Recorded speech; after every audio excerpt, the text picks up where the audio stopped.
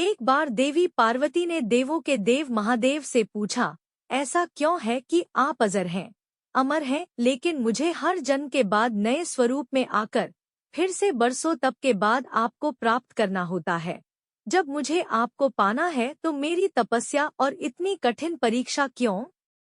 आपके कंठ में पड़ी नरमुंड माला और अमर होने के रहस्य क्या हैं? महादेव ने पहले तो देवी पार्वती के उन सवालों का जवाब देना उचित नहीं समझा, लेकिन पत्नीहट के कारण कुछ गूढ़ रहस्य उन्हें बताने पड़े। शिव महापुराण में मृत्यु से लेकर अजरअमर तक के कई प्रसंग हैं, जिनमें एक साधना से जुड़ी अमर कथा बड़ी रोचक है, जिसे भक्तजन अमरत्व की कथा के रूप में जानते हैं। हर वर्ष हिमालय में अमरनाथ, कैलाश और मानसरोवर तीर्थ स्थलों में लाखों श्रद्धालु पहुंचते हैं, सैकड़ों किमी की पैदल यात्रा करते हैं। क्यों? यह विश्वास यूं ही नहीं उपजा। शिव के प्रिय अधिक मास अथवा आषाढ़ पूर्णिमा से श्रावण मास तक की पूर्णिमा के बीच अमरनाथ की यात्रा भक्तों को खुद से जुड़े रहस्यों के कारण और प्रासंगिक लगती है। पौराणिक मान्यताओं के अनुसार अमरनाथ की गुफा ही वह स्थान है जहां भगवान शिव ने पार्वती को अमर होने के गुप्त रहस्य बतलाए थे। उस दौरान वहां उन दो दिव्य ज्योतियों के अलावा तीसरा कोई प्राणी नहीं था, न महादेव का नंदी और न ही उनका नाग, न सिर पर गंगा और न ही गणपति कार्तिकेय।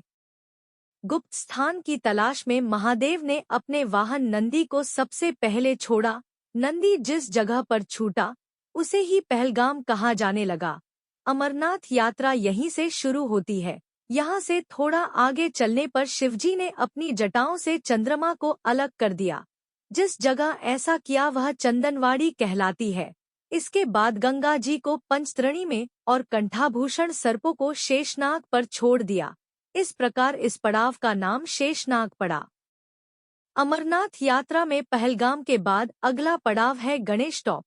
मान्यता है कि इसी स्थान पर महादेव ने पुत्र गणेश को छोड़ा। इस जगह को महागुणा का पर्वत भी कहते हैं। इसके बाद महादेव ने जहां पिस्सू नामक कीड़े को त्यागा, वह जगह पिस्सू घाटी है। इस प्रकार महादेव ने अपने पीछे जीवनदायिनी पांचों तत्वों को स्वयं से अलग किया। इसके पश्चात पार्वती संग एक गुफा में महादेव ने प्रवेश किया। कोई तीसरा प्राणी यानी कोई व्यक्ति, पशु या पक्षी गुफा के अंदर घुस कथा को न सुन सके, इसलिए उन्होंने चारों ओर अग्नि प्रज्वलित कर दी। फिर महादेव ने जीवन के गूढ़ रहस्य की कथा शुरू कर दी। कथा सुनते सुनते देवी पार्वती को नींद आ गई। वह सो गई और महादेव को यह पता नहीं चला।